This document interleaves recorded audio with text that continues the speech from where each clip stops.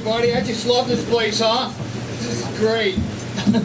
I hope everybody's having a good time. You know, there's kind of a rule in stand-up comedy, and that's get to the funny faster.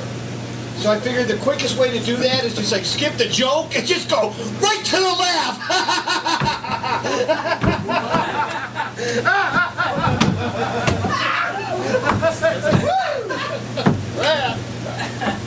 So you know, I consider myself like a well-informed individual. You know, I like to keep abreast of cutting-edge information, and I like to spread it around. You know, like to my dad. I'll say, Dad, don't drink that tap water. Oh, it's got fluoride in it, man. That's poison, toxic waste.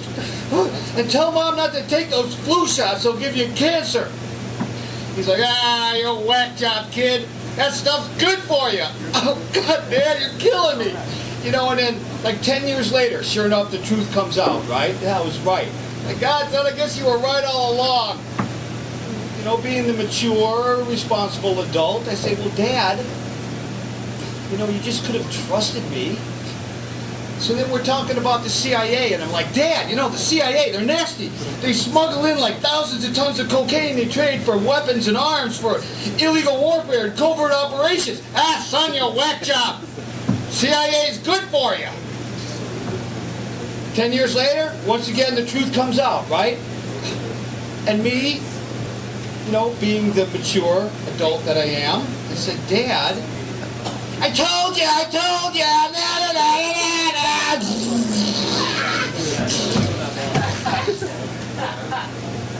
So I told you that to tell you this.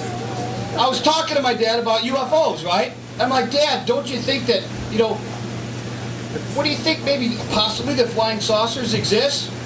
No way. I'm a Republican. Dad, UFOs are seen all over the world. Russia and China, and you know, they're communists. Communists, Democrats, they're all the same. Oh, Dad. See, to my dad, like the whole world is, it's cut and dry. You know what I mean? It's black and white, which means there's no room for grays. Yeah, well, what about us? Not yet, guys. Get out of here. You're not on yet. So I'm thinking, I'd say, Dad, come on, man. With the billions of galaxies and planets and stars, don't you think that possibly, maybe, there just might be a slight chance that maybe intelligent life has ever visited this planet?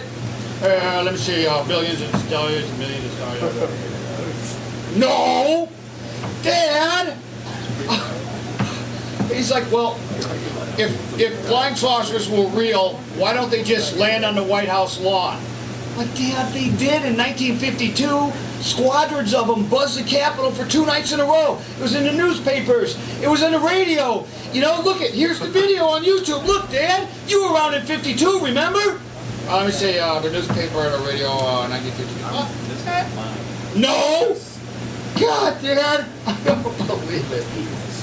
So this is what I would like to see, my vision of my fantasy first contact, right? Hey, Dad, look, on TV, flying saucer lands right on the White House lawn. Whoa! Open the doors, and out walks Bigfoot. I'm like, Dad, look, Bigfoot, I told you. Oh! But the Bigfoot thing is just a costume. He unzips it, and out steps a gay Abraham Lincoln. Fourth Corps 7 years ago. Like, Dad, look, aliens, UFOs, Bigfoot, a gay Lincoln. I told you. Mom, come on in. Dad's losing it. I was like,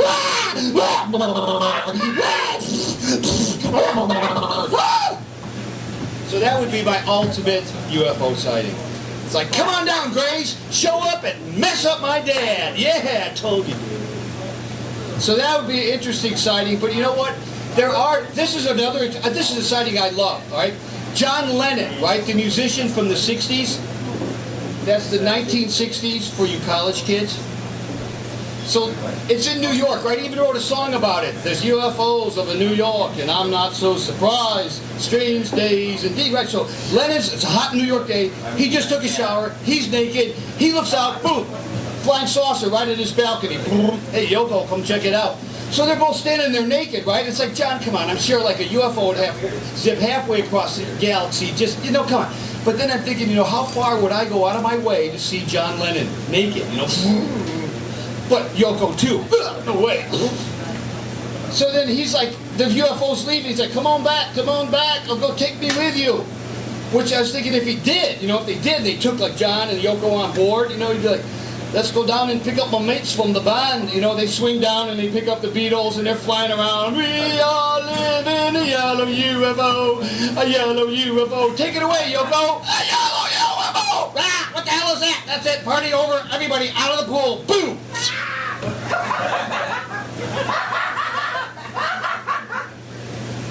So here's another one sighting that I thought was pretty interesting. And look this one up. It's historical. 1942, way before Roswell, right? Right in the middle of the war, Japanese are shelling Santa Barbara the day before. Everybody's creeped out, right? All of a sudden, bam! Classic flying saucer. Right over Studio City, Long Beach. Of course, it's a Planck weather balloon, right? So this thing shows up. The Army gets crazy. Spotlights go on it. Traffic jams, accidents. 15,000 13-pound anti-explosive shells. People can hear the shells dinking off the hull. Think of the weather balloon. And apparently some of the shrapnel came down, and there was cattle back there. Bam! And it's like massacres. It's like, oh, destruction, total mutilation. Which is kind of weird because those poor cattle, as soon as a UFO shows up, it's like mutilation. Oh, God. Morph!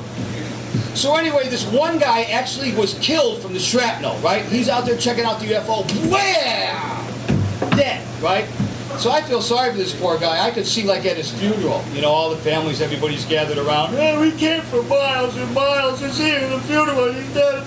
But we don't know what he died of. Well, he died from a military accident. Hey, what kind of military accident? Well, there was a firing and shooting, and some shells came down and hit him. What the hell? What were they shooting at? What were they shooting at and kill him? Well, apparently they were shooting at a flying saucer. Oh, God, a flying saucer! A flying saucer? That's a good one. All right, everybody, thanks for playing along. That's all I got.